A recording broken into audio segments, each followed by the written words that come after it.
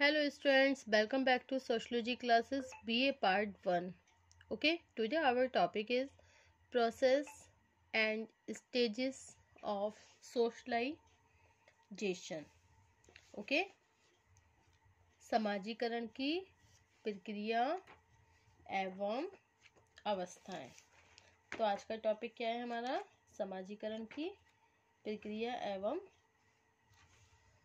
अवस्थाएं। Okay student,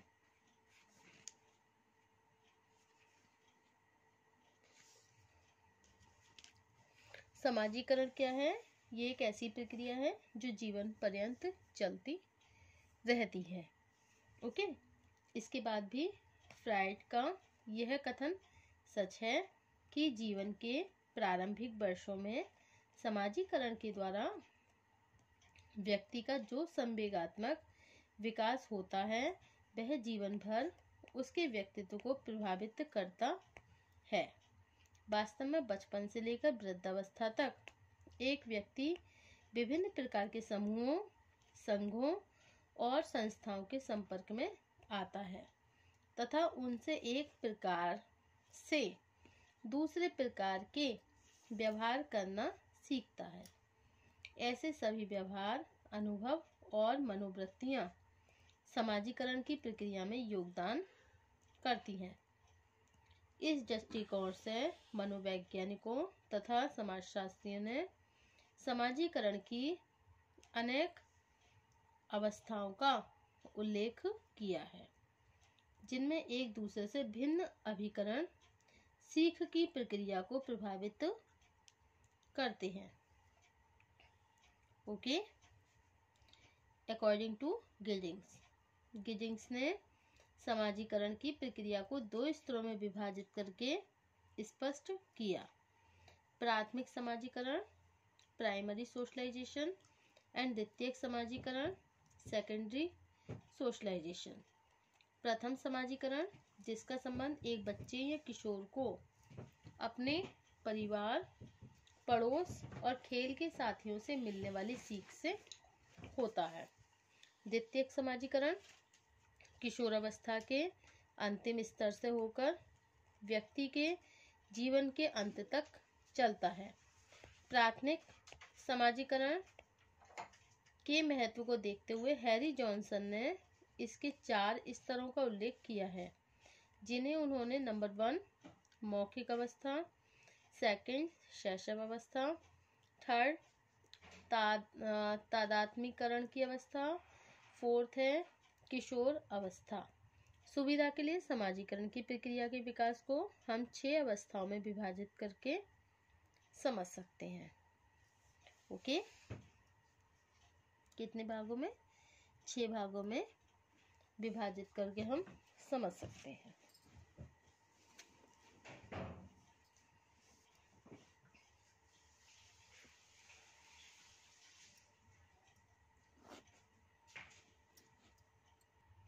Okay, so these are the all points of process and stages of socialization. Number 1 point है oral stage, second है anal stage, third है audible और identification stage, next है adolescence और next old age and next adulthood. So these are the all stages of socialization. Okay, oral stage का मतलब होता है मौखिक अवस्था। ओके स्टूडेंट, क्या है? मौखिक अवस्था। समाजीकरण की प्रक्रिया यह प्रथम अवस्था है जो बच्चे की आयु के 1.5-2 वर्ष तक चलती है। इस स्तर में बच्चे को अपने परिवार या दूसरे व्यक्ति के बारे में कोई ज्ञान नहीं होता। बच्चा केवल अपनी माँ को जानता है। भूख, प्यास अथवा किसी कष्ट को बच्चा रोकर अपनी माँ के सामने व्यक्त करता है। इस अवस्था में बच्चे की सभी आवश्यकताएं केवल शारीरिक और मौखिक होती हैं, जिसे वह कुछ सीमा तक अस्पष्ट संकेतों के द्वारा व्यक्त करने लगता है। नेक्स्ट है आपका शैशव अवस्था, एनल स्टेज। साधारणतया इस अवस्था का आरंभ 1.5-2 वर्ष की आयु से होता है तथा यह 3-4 वर्ष की आयु तक चलता है।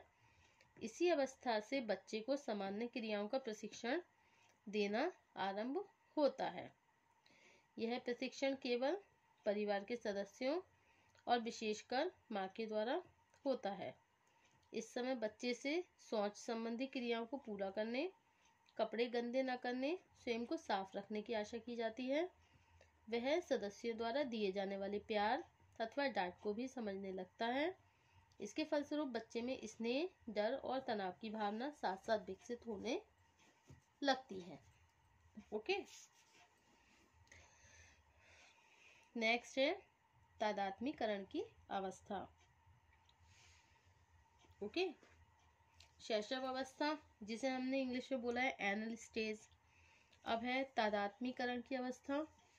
ओके, ओडिपल और आइडेंटिफिकेशन स्टेजेस, जिसे हम बोलते हैं तादात्म्यकरण की अवस्था। साधारणतया इस अवस्था का आरंभ 3-4 वर्ष की आयु से होकर 12-13 वर्ष की आयु तक चलता है। जॉनसन ने इसे तादात्म्यकरण की अवस्था इसलिए कहा क्योंकि इसी अवस्था में बच्चे से ये आशा की जाने लगती है कि वो अपनी आयु, लिंग, परिवार के नियम तथा उसे दिए जाने वाले प्रशिक्षण के अनुसार ही कार्य या फिर व्यवहार करे। इसी स्तर में बच्चा पड़ोस के व्यक्ति और स्कूल के साथियों के संपर्क में भी आता है। ओके, फलस्वरूप उसे इस दशा से तादात्म्य में स्थापित करना पड़ता है। नेक्स्ट टॉपिक है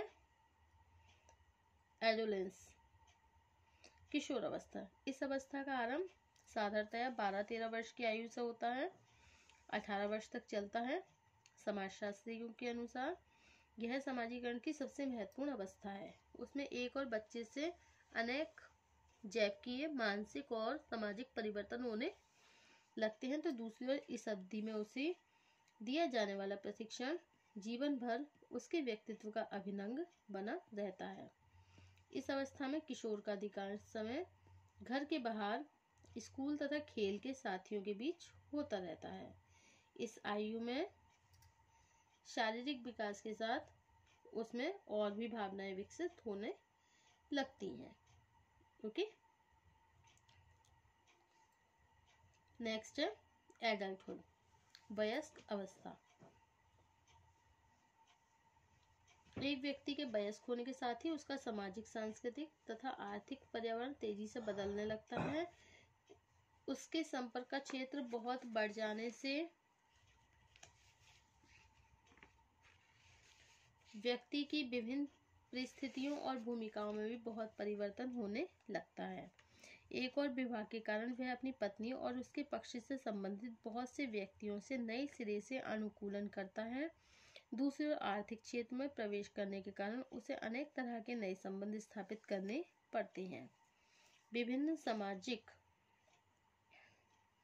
राजनीतिक और मनोरंजन संबंधी संगठनों का सदस्य बनने से भी उसकी मनोवृत्तियों और विचारों में परिवर्तन होने लगता है। इसी समय व्यक्ति को एक पिता, पुत्र, पति, मित्र, अधिकारी तथा कर्मचारी, क्लब अथवा राजनीतिक दल के सदस्य तथा अनेक दूसरी परिस्थितियों से संबंधित भूमिकाओं का साथ साथ निर्वाह करना पड़ता है। ओके,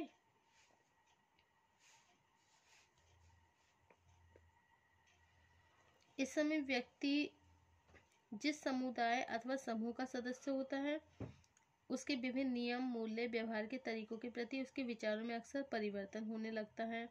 इसके फलस्वरूप समाजीकरण की प्रक्रिया में अनेक नए रूप सामने आते हैं। उदाहरण के लिए, यदि एक व्यक्ति अपने समूह के नियमों और मूल्यों में बिना कोई परिवर्तन किए उन्हें उसी रूप में स्वीकार करता है, तो इसे हम सकारात्मक मतलब पॉजिटिव सोशलाइजेशन कहते हैं। दूसरे व्यक्ति यदि समाज द्वारा अस्वीकृत व्यवहारों को सीखने लगता है, तब ये नकारात्मक समाजीकरण, नेगेटिव सोशलाइजेशन का उदाहरण है। नकारात्मक समाजीकरण की संभावना वयस्क अवस्था की तुलना में किशोर अवस्था में अधिक रहती है। कभी कभी ऐसा भी होता है कि व्यक्ति को अपने आरंभिक जीवन में जिन नियम और मूल्यों की सीख दी गई हो, उन्हें अपने अनुभवों के आधार पर वह हानिकारक समझकर उनसे संबंधित व्यवहार को छोड़ने या भूलने लगता है। इस दशा को हम विसमाजीकरण, डिसोशलाइजेशन भी कहते हैं। उदाहरण के लिए, बाहरी संस्कृतियों के प्रभाव से किसी जनजाति के कुछ लोग यदि नई संस्कृति के तत्वों को ग्रहण करने लगे तथा अपनी मूल संस्कृति की विशेषताओं को छोड़ने लगे, तब इस दशा को विसमाजीकरण कहा जाएगा। जब किसी समूह में एक या अधिक लोगों के जीवन में विसमाजीकरण की दशा पैदा होती है तो इसका परिणाम पुनर्समाजीकरण, रिसोशलाइजेशन के रूप में हमारे सामने आने लगता है। तब ये पुनर्समाजीकरण की दशा होती है। पुनर्समाजीकरण की प्रक्रिया ऐच्छिक और नियोजित दोनों तरह की हो सकती है। उपर्युक्त दशा ऐच्छिक पुनर्समाजीकरण का उद्देश्य है, उदाहरण है जबकि योजनाबद्ध रूप से अपराधी प्रवृत्ति के लोगों का पुनर्वास करके उनके आचरणों को समाज द्वारा स्वीकृत मूल्यों के अनुसार बदलना नियोजित पुनर्समाजीकरण कहलाता है। ओके, अब नेक्स्ट है ओल्ड एज, वृद्धावस्था। यह समाजीकरण की अंतिम अवस्था है। अनेक समाजशास्त्रियों मनोवैज्ञानिकों ने इसे समाजीकरण की निष्क्रियता का स्तर कहा है। ऐसा इस कारण है कि इस स्तर में व्यक्ति सामाजिक सीख अथवा अनुकरण से बहुत ही कम प्रभावित होता है। उसके विचार और व्यवहारों में बहुत कम लोच रह जाने के कारण वह अपनी आदतों में साधारणतया कोई परिवर्तन नहीं कर पाता है। यह दशा प्रायः नई और पुरानी पीढ़ी के मध्य विभिन्न प्रकार के तनावों को भी जन्म देती है। Okay, thank you for watching my YouTube channel. Thank you so much guys. Next topic होगा हमारा समाजीकरण के अभिकरण तथा साधन। Okay, thank you.